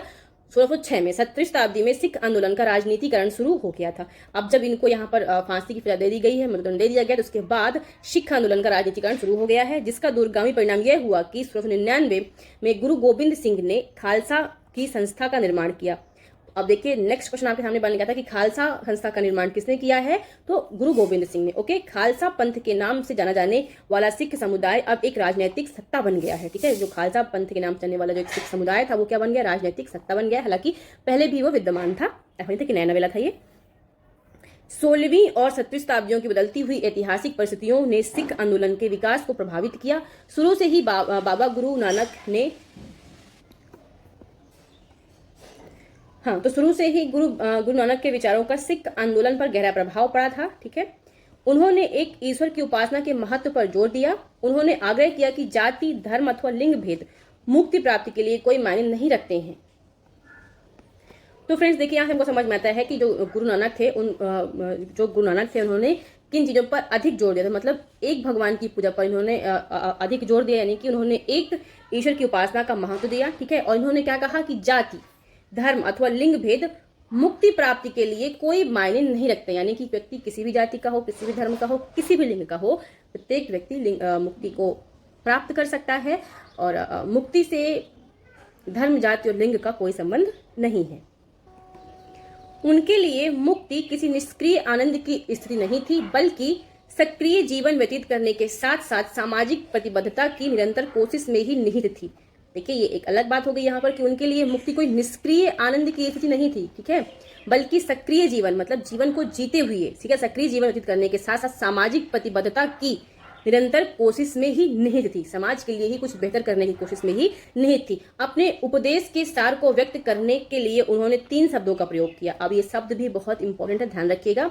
क्या है शब्द? नाम, दान और स्नान। ठीक है, स्नान यानी कि स्नान, नाम से उनका तात्पर्य सही उपासना से था, दान का तात्पर्य था दूसरों का भला करना और स्नान का तात्पर्य था आचार विचार की पवित्रता से। ठीक है, आज उनके उपदेशों को नाम जपना, कीर्त करना और वंड छकना के रूप में याद किया जाता है। ये अवधारणाएं भी उचित विश्वास और उपासना, ईमानदारी पूर्वक निर्वाह और संसाधनों को मिल बांटकर प्रयोग करना, यानी कि दूसरों की मदद के महत्व को रेखांकित करती हैं।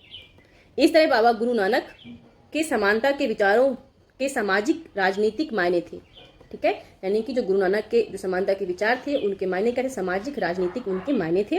शायद इसी बात से हमें बाबा गुरु नानक और उनके अनुयायियों के इतिहास और कबीर, रविदास और दाऊद जैसे संतों और उनके अनुयायियों जिनके विचार बाबा गुरु नानक के विचारों से काफी करीब थे, के इतिहास में फर्क को समझने में मदद मिलती है।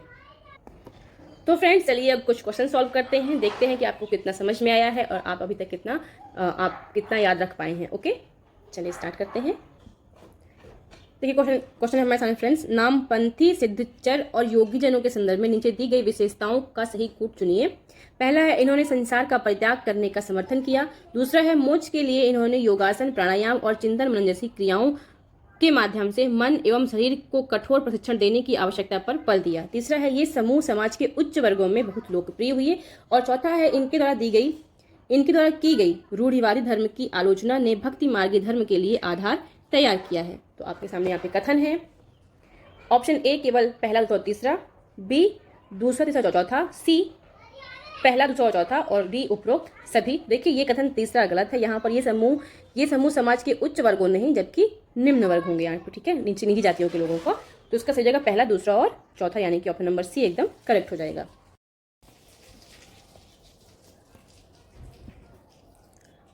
तो अभी आपके सामने देखिए नेक्स्ट क्वेश्चन है, प्रारंभिक शताब्दियों के संदर्भ में नीचे दिए गए कथनों पर विचार कीजिए। पहला कथन है विशद धार्मिक अनुष्ठानों के माध्यम से शिव, विष्णु तथा दुर्गा को परम देवी देवताओं के रूप में पूजा जाने लगा। दूसरा है स्थानीय मिथक तथा किस्से कहानियां पौराणिक कथाओं के अंग बन गए। तीसरा है इस काल में भक्ति की विचारधारा इतनी लोकप्रिय हो गई कि बौद्ध और जैन मतावलंबियों ने भी इन विश्वासों को अपना लिया था। तो बताइए इसका कथन कौन सा सही है? ऑप्शन ए पहला और दूसरा, ऑप्शन बी दूसरा और तीसरा, ऑप्शन सी पहला और तीसरा, या फिर ऑप्शन डी उपरोक्त सभी। तो जी हाँ दोस्तों, इसका सही आंसर है ऑप्शन नंबर डी उपरोक्त सभी। नेक्स्ट क्वेश्चन है, नैनार एवं अलवार संतों ने भारतीय उपमहाद्वीप में किस जगह धार्मिक आंदोलन का नेतृत्व किया? तो इसका सही आंसर है फ्रेंड्स ऑप्शन नंबर बी दक्षिण भारत। ध्यान रखिएगा क्या है इसका सही आंसर, ऑप्शन नंबर बी दक्षिण भारत। दक्षिण भारत पर नैनार एवं अलवार संतों ने भारतीय उपमहाद्वीप में धार्मिक आंदोलन का नेतृत्व किया था इन्होंने, ध्यान रखिएगा। तो नेक्स्ट क्वेश्चन है आपके सामने फ्रेंड्स, नयनार एवं अलवार संतों के संबंध में नीचे दिए गए कथनों पर विचार कीजिए। पहला है, ये संत सभी जाति से नहीं बल्कि कुछ समृद्ध एवं शिक्षित जाति से ही संबंधित थे। दूसरा है, ये संत बौद्ध एवं जैन धर्म के बड़े प्रशंसक थे। तीसरा है, नयनार एवं अलमार घुमक्कड़ साधु संत थे। तो बिल्कुल सही बात है कि ये दोनों कथन गलत है, यानी कि अगर हम देखना चाहें इसमें सही कथन कौन सा है फ्रेंड्स, तो इसमें को सही कथन दिखेगा ऑप्शन नंबर सी, यानी कि केवल तीसरा सही है, बाकी सब क्या है, गलत है। यानी कि नयनार एवं अलमार घुमक्कड़ साधु संत थे, यही कथन सही है, बाकी ये दोनों गलत है।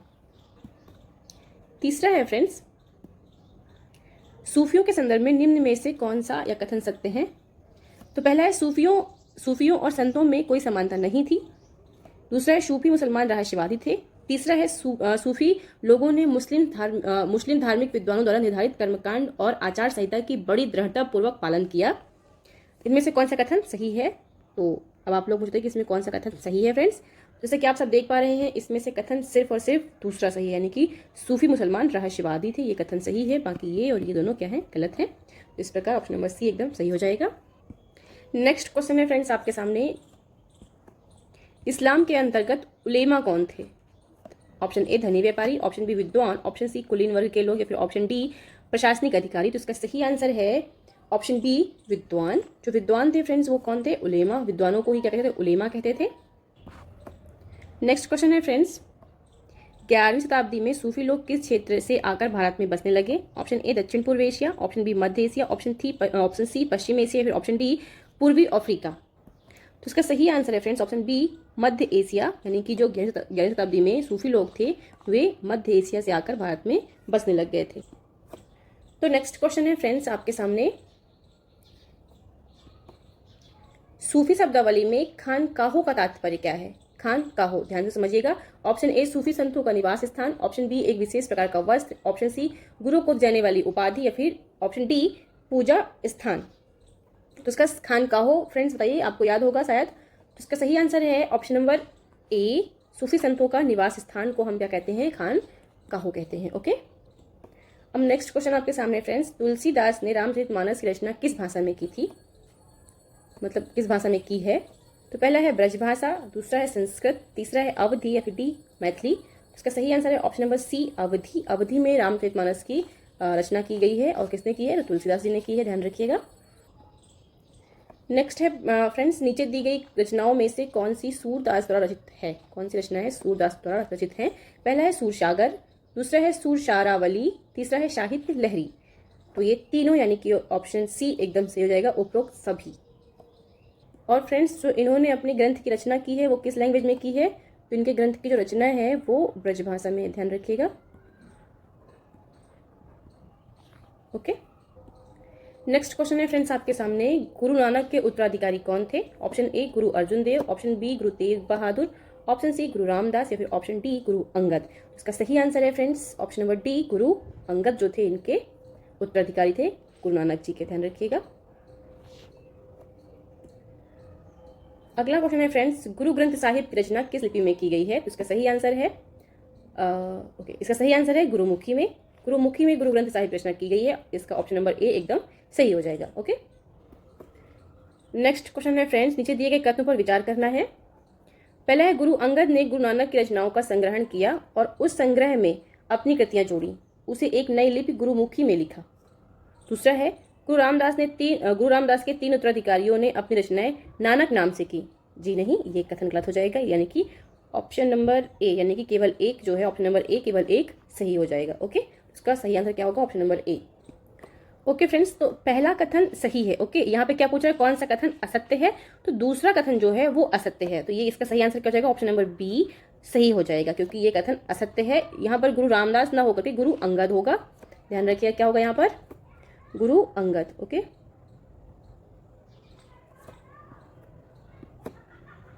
ध्यान रखिएगा फ्रेंड्स, कौन होगा, गुरु अंगद होगा यहाँ पर। ओके, तो यहाँ पर गुरु अंगद के 3 उत्तराधिकारियों ने अपनी रचनाएं नानक नाम से लिखी थी, न कि रामदास की। ठीक है, तो ऑप्शन ए जो है बिल्कुल सही है, लेकिन ऑप्शन दूसरा गलत है, इसलिए इसका सही आंसर क्या हो जाएगा, ऑप्शन नंबर 2 गलत है, इसलिए ये सही हो जाएगा। और अंगद के 3 उत्तराधिकारियों ने अपनी रचनाएं नानक नाम से लिखी थी। नेक्स्ट क्वेश्चन है फ्रेंड्स, सिखों के पवित्र ग्रंथ सिखों के पवित्र ग्रंथ गुरु ग्रंथ साहिब में किन सूफी संतों एवं गुरुओं की वाणी को जोड़ा गया है? तो पहला है शेख फरीद, दूसरा है संत कबीर, तीसरा है भक्त नामदेव और चौथा है गुरु तेग बहादुर। तो ये चारों के नाम को जोड़ा गया है गुरु ग्रंथ साहिब में, ध्यान रखिएगा, हमने पढ़ा था, इसलिए इसका ऑप्शन नंबर डी यानी कि उपरोक्त सभी एकदम सही हो जाएगा। ओके फ्रेंड्स, बढ़ते हैं नेक्स्ट क्वेश्चन की ओर।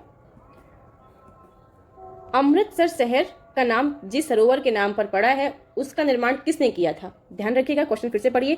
अमृतसर शहर का नाम जिस सरोवर के नाम पर पड़ा है उसका निर्माण किसने किया था? तो फ्रेंड्स इसका सही आंसर है ऑप्शन नंबर ए, गुरु रामदास। गुरु रामदास ने ही अमृत शहर का निर्माण किया था। ठीक है, अगला क्वेश्चन है फ्रेंड्स हमारे सामने, 16वीं शताब्दी में चैतन्य देव का संबंध किस जगह से था? 16वीं शताब्दी में चैतन्य देव का संबंध किस जगह पे था? तो इसका सही आंसर है ऑप्शन नंबर ए, बंगाल से था। ओके, ध्यान रखिएगा, बंगाल से था। नेक्स्ट क्वेश्चन है फ्रेंड्स, 13वीं सदी के उत्तर भारत के संतों के संदर्भ में नीचे दिए गए कथनों में से कौन सा ऐसे कथन सत्य है? तो पहला है इनकी कृतियां क्षेत्रीय भाषा में रची गई और इन्हें आसानी से गाया जा सकता था। एकदम सही है। इन संतों के गीतों के प्रसारण में सर्वाधिक निर्धन, सर्वाधिक वंचित समुदाय और महिलाओं की भूमिका रही है, यानी कि दोनों कथन एकदम सत्य हैं। तो इसका मतलब है कि ऑप्शन नंबर जो सी है वो एकदम सही हो जाएगा। अब बढ़ते हैं नेक्स्ट क्वेश्चन की ओर। तो देखिए फ्रेंड्स, यहाँ पर आपको मिलान करने के लिए दिया हुआ है। ठीक है, तो यहाँ पर देखिए जगह दी हुई है और एक जगह नाम दिया हुआ सूची एक, उसमें जगह दी गई है। तो ख्वाजा मोइनुद्दीन चिश्ती, फिर तो देखिए जो ये मिलान करते हैं, ख्वाजा मोइनुद्दीन चिश्ती जो है ये कहाँ से है फ्रेंड्स? तो ये हैं आपके अजमेर से। ओके, इसके बाद कुतुबुद्दीन बख्तियार काकी जो हैं ये कहाँ से हैं? ये हैं दिल्ली से। और बाबा फरीद हैं पंजाब। ओके, अब यहाँ पर बंदा नवाज गिशुदराज जो है ये हैं गुलबर्ग से। ओके, तो आप लोग देख लीजिए और इसको लर्न कर लीजिए क्योंकि ऐसे क्वेश्चंस पूछते हैं। नेक्स्ट क्वेश्चन है फ्रेंड्स, निम्नलिखित में से किन पुस्तक या पुस्तकों में कबीर के भजन या उपदेश संकलित हैं? तो पहला है गुरु ग्रंथ साहिब, दूसरा है पंचवाड़ी और तीसरा है बीजक और चौथा है राग गोविंद में। तो फ्रेंड्स इसका सही आंसर हो जाएगा ऑप्शन नंबर 1, 2, 3 यानी कि तीनों सही हैं। तो ऑप्शन नंबर सी 1, 2, 3 तीनों सही है। राग गोविंद में नहीं संकलित है तो ये गलत हो जाएगा। तो इसका मतलब ऑप्शन नंबर सी हमारा एकदम करेक्ट आंसर हो जाएगा। ओके, अगला क्वेश्चन है फ्रेंड्स, मीराबाई के संदर्भ में नीचे दिए गए कथन पर विचार कीजिए। मीराबाई रविदास जो अपर जाति के माने जाते थे उनकी अनुयायी थी। इनके गीतों में उच्च जाति की रीतियों नियमों को खुली चुनौती थी। मीराबाई के गीत राजस्थान व गुजरात के जनसाधारण में बहुत लोकप्रिय हुए, यानी कि तीनों कथन सही हैं। इसका मतलब ऑप्शन नंबर डी उपरोक्त सभी सही हो जाएगा फ्रेंड्स। तो ऑप्शन नंबर डी एकदम सही है। कबीर के संदर्भ में नीचे दिए गए कथनों में से कौन सा कथन सत्य है? पहला, इनके उपदेशों में ब्राह्मणवादी हिंदू धर्म और इस्लाम दोनों के बाह आडंबर पूर्ण पूजा के सभी प्रारूपों का मजाक उड़ाया गया था। एकदम सही है। कबीर के काव्य की भाषा संस्कृत थी। कबीर निराकार ईश्वर में विश्वास रखते थे। तो इसका सही आंसर क्या होगा फ्रेंड्स? आप लोग मुझे गेस करके जल्दी से बताइए क्या होगा। तो इसका सही आंसर है फ्रेंड्स ऑप्शन नंबर बी, पहला और तीसरा, यानी कि कबीर के काव्य की भाषा संस्कृत नहीं थी। तो इनकी भाषा क्या थी? तो हिंदी थी। बोलचाल की भाषा जो होती है हिंदी। ओके, बोलचाल की जो भाषा हिंदी है वो थी इनकी लैंग्वेज।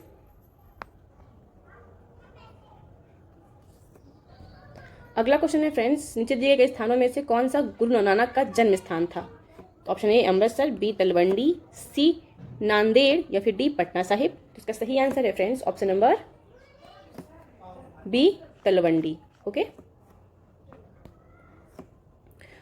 गुरु नानक के से संबंधित नीचे दिए गए कथनों पर विचार करिए। तो पहला है, गुरु नानक ने अपने अनुयायियों के लिए एक नियमित उपासना पद्धति अपनाई जिसके अंतर्गत उन्हीं के शब्दों या भजनों को गाया जाता था।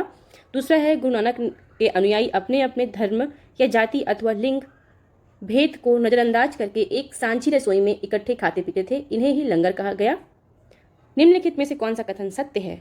तो इसका सही आंसर होगा फ्रेंड्स ऑप्शन नंबर सी, यानी कि दोनों कथन सही हैं। ऑप्शन ए और ऑप्शन बी, यानी कि पहला और दूसरा कथन जो है वो सही है। तो ऑप्शन नंबर सी एकदम करेक्ट हो जाएगा। अगला क्वेश्चन है फ्रेंड्स, गुरु अर्जुन देव को मृत्युदंड का आदेश किस मुगल शासक ने दिया था? तो इसका सही आंसर है friends option number B, Jahangir. Okay, ध्यान रखिएगा, जहांगीर ने ही गुरु अर्जुन देव को मृत्युदंड का आदेश दिया था। गुरु नानक से संबंधित नीचे दिए गए कथनों में से कौन सा कथन सत्य है? पहला है, उन्होंने एक ईश्वर की उपासना के महत्व पर जोर दिया। दूसरा है, गुरु नानक के अनुसार मुक्ति पाने के लिए जाति धर्म अथवा लिंग भेद कोई मायने नहीं रखता। तीसरा है इनके अनुसार मुक्ति निष्क्रिय आनंद की स्थिति में थी। तो इसका सही आंसर है फ्रेंड्स पहला और दूसरा, यानी कि ऑप्शन नंबर 1 जो है एकदम सही हो जाएगा। गुरु नानक ने अपने उपदेशों के सार को व्यक्त करने के लिए 3 शब्दों का प्रयोग किया था। वे 3 शब्द कौन से थे? तो फ्रेंड्स अगर आपको याद हो तो प्लीज़ कमेंट करिए मुझे कि 3 शब्द कौन से थे। तो पहला है नाम, दान और ध्यान, दूसरा है नाम, दान और काम, और तीसरा यानी कि सी नंबर है नाम, दान और स्नान, और डी है इनमें से कोई नहीं। तो ऑप्शन नंबर सी जो है एकदम करेक्ट हो जाएगा, नाम, दान और स्नान। Okay, so I hope friends आपको आज की क्लास में मज़ा आया होगा, आपने इन्जॉय किया होगा, और अगर आपको ये क्लास पसंद आई है तो please like share and subscribe जरूर करिएगा। Thank you so much, bye bye, मिलते हैं नेक्स्ट क्लास में।